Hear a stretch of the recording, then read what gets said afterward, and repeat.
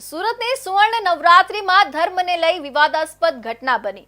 મંચ પર ઢોલ વગાડતા અન્ય ધર્મના કલાકારોને જોઈ બજરંગ દળના કાર્યકર્તાઓએ તેમને મંચ પરથી ઉતારી દીધા અને આયોજકોને ભવિષ્યમાં આવી ભૂલ ન કરવા ચેતવણી આપી।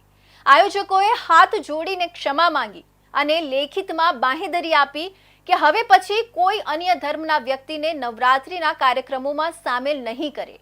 પોલીસ તાત્કાલિક પહોંચીને પરિસ્થિતિ કાબૂમાં લીધી। સુવર્ણ નવરાત્રીમાં અન્ય ધર્મના કલાકારો બજરંગ દળના નજરે પડતા આયોજકો અને કલાકારોને કાર્યકર્તાઓએ લાલ ઘૂમ કહીને ચેતવણી આપી અને વિધર્મી મુક્ત નવરાત્રીમાં સહયોગ આપવા પણ જણાવ્યું। એક વિવાદાસ્પદ ઘટના સુવર્ણ નવરાત્રીના પંડાલમાં સામે આવી હતી। મંચ પર ઢોલ વગાડતા કલાકારો અન્ય ધર્મના હોવાનું માલુમ પડતા બજરંગ દળના કાર્યકર્તાઓએ તેમને મંચ પરથી ઉતારી દીધા અને આયોજકોને ભવિષ્યમાં આવી ભૂલ ન કરવા ચેતવણી આપી। આયોજકોએ હાથ જોડીને ક્ષમા માંગી અને લેખિતમાં બાંહેધરી આપી કે હવે પછી કોઈ અન્ય ધર્મના લોકોને નવરાત્રીના કાર્યક્રમોમાં સામેલ નહીં કરવામાં આવે। પોલીસ તાત્કાલિક સ્થળ પર પહોંચી ગઈ હતી અને પરિસ્થિતિ પર નિયંત્રણ મેળવ્યું હતું। મંચ પર ઢોલ અને અન્ય સંગીત વાદ્યો વગાડતા 5 થી 7 જેટલા કલાકારો અન્ય ધર્મના હોવાનું માલુમ પડ્યું હતું। આ જાણ થતાં જ બજરંગ દળના કાર્યકર્તાઓએ તેમને મંચ પરથી નીચે ઉતાર્યા હતા।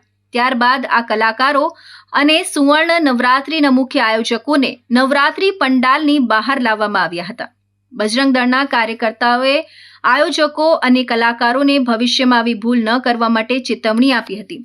આયોજકોએ સમસ્ત હિન્દુ સમાજની માફી માંગી હતી અને લેખિત બાંહેધરી આપી હતી કે હવે પછી તેઓ ક્યારેય કોઈ અન્ય ધર્મના વ્યક્તિને નવરાત્રી પંડાલમાં કામ કરવા માટે રાખશે નહીં।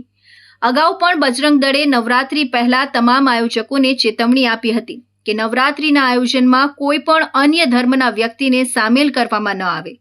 આજે અચાનક જ સુવર્ણ નવરાત્રીમાં બજરંગ દળના કાર્યકર્તાઓ દ્વારા ચેકિંગ હાથ ધરવામાં આવ્યું હતું।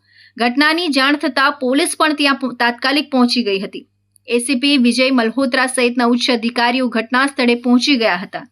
આયોજકોએ બજરંગ દળના કાર્યકર્તાઓ સામે હાથ જોડીને માફી માંગી હતી અને બાંહેધરી આપી હતી કે હવે તેઓ ક્યારેય પણ અન્ય ધર્મના લોકોને નવરાત્રીના આયોજનમાં કામ નહીં આપે।